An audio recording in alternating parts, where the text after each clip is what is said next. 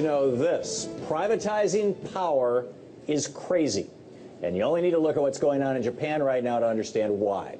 On Wednesday, Japanese regulators gave the privately owned Tokyo Electric Power Company, Tepco, the go-ahead to begin taking over 1,300 fuel rods out of a damaged reactor unit at the Fukushima Daiichi nuclear power plant.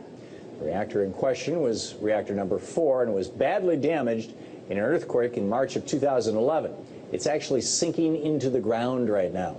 By removing the radioactive fuel rods, Tepco is beginning to decommission Reactor 4, a process that could take decades.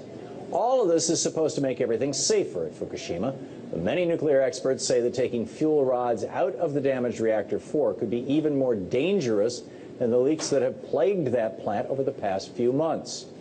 In a recent piece for Common Dreams, Harvey Wasserman warned that should the attempt fail, the rods could be exposed to air and catch fire, releasing horrific quantities of radiation into the atmosphere. The pool could come crashing to the ground, dumping the rods together in a pile that could fission and possibly explode.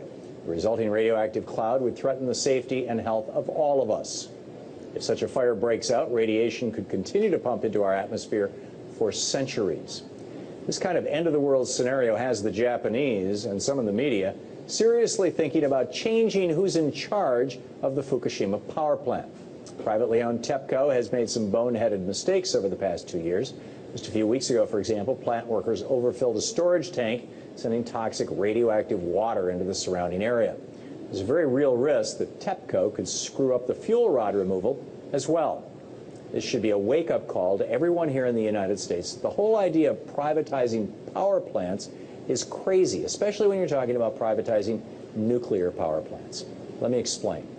Energy is a natural monopoly, and it's therefore an essential part of the commons.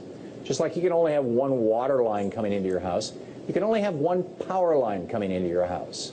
That's a natural monopoly. And when one private company controls a resource like water or power, that company can charge whatever it wants for people to use that resource. And that's a pretty dangerous power for any private company that's only answerable to its shareholders and not to we the people to have. Remember, society doesn't just need power plants because they create power. Society needs power plants because electricity actually improves people's lives. It allows businesses to run, schools to stay open, the government to function, hospitals. Modern life would be impossible without it.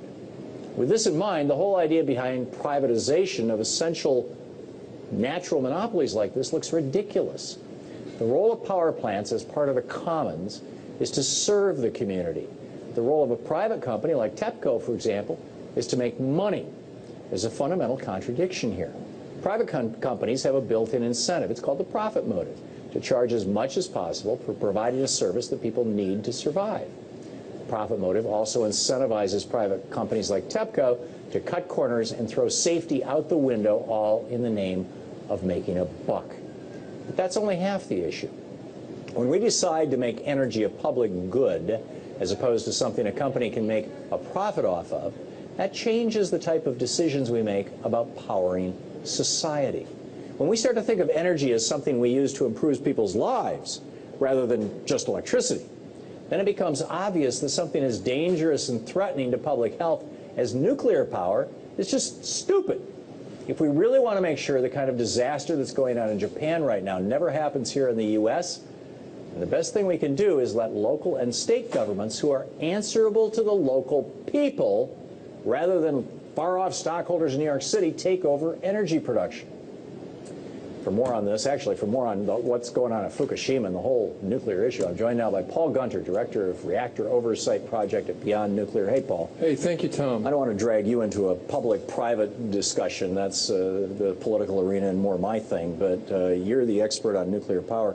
Radcast is reporting that we're seeing radiation levels spiking around the country. Just today, they say 100 is the point at which they issue an alert. You freak out, or not freak out, but you get really seriously concerned.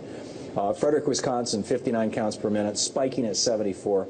3 different cities in Arizona, Chino Valley, Prescott, Tucson, all averaging 60 counts per minute.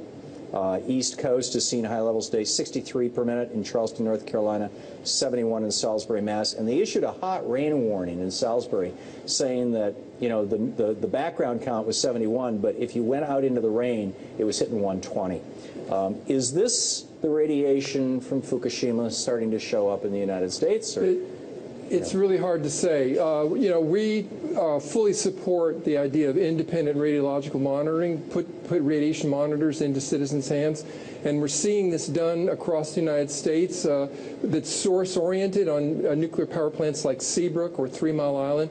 But the RADCAST network, I think, is a very important development that can bring early warning to citizens here in the United States, potentially from the fallout from Fukushima. But, you know, I think that the problem is we don't know. It could have been some power plant in Nebraska.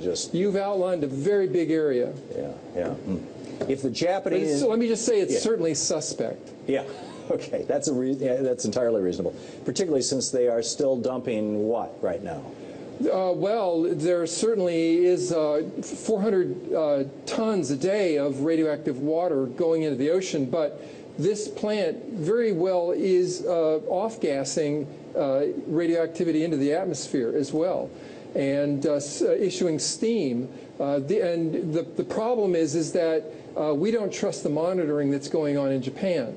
Yeah. Well, and also Fukushima's on the East Coast, and the prevailing winds are west to east, so even the monitoring that's in Japan might not be measuring what's heading our way, it seems. But anyhow, this fuel rod removal, I've read several pieces. Helen Caldicott was fairly outspoken about this, and while she's been talking about nuclear power for a long time, she's not, you know, really a hair on fire person, and she and others are suggesting, you heard my quote from Harvey Wasserman earlier, that if they pull this thing off badly, it could be an order of magnitude worse than Chernobyl. Do I have that right?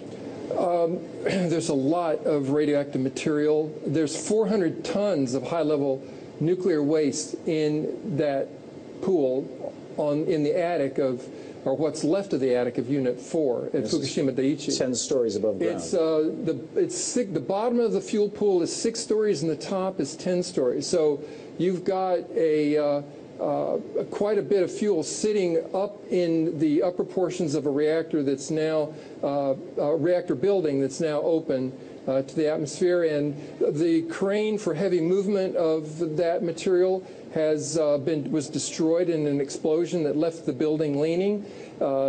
Tokyo Electric Power Company has been shoring up Unit 4, but you know, our basic concern is that Tokyo Electric Power Company is now a symbol for corruption, cronyism, you know, misrepresentation. You know, they've falsified reports. They just got busted for having the Japanese mafia supply them with workers. This is the same company that, when they built Fukushima Daiichi, they leveled the construction site by, they took the construction site down 80 feet.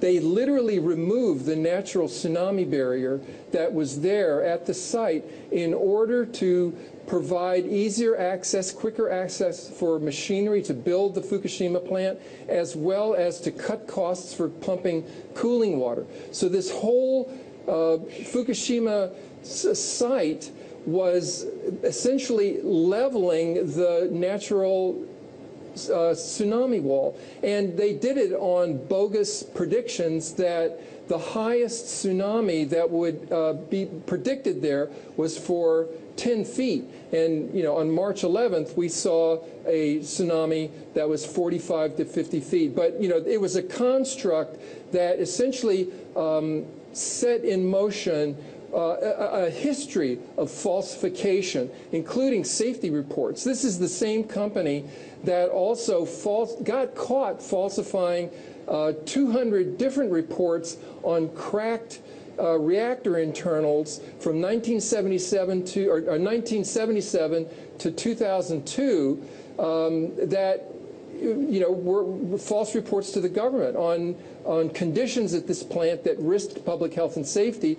And it was all part of a cover-up that they didn't want to shut those plants down that would result in both a cut in production and added cost. So they chose to deliberately falsify reports to the government in order to save money. Now they're the ones that are chiefly in charge of moving over 1,300 fuel rods, 400 tons of high-level nuclear waste in an unprecedented action that could cascade into a much larger catastrophe, reignite this whole scene on a hemispheric scale. Mind-boggling. Paul Gunter, thanks so much for your Thank you so much. Appreciate the great work you're doing indeed. A milestone is being reached in the recovery of Fukushima Daiichi. For the first time since the accident, spent fuel will be removed from the damaged building and stored in a safer, more secure way in these specially designed containers.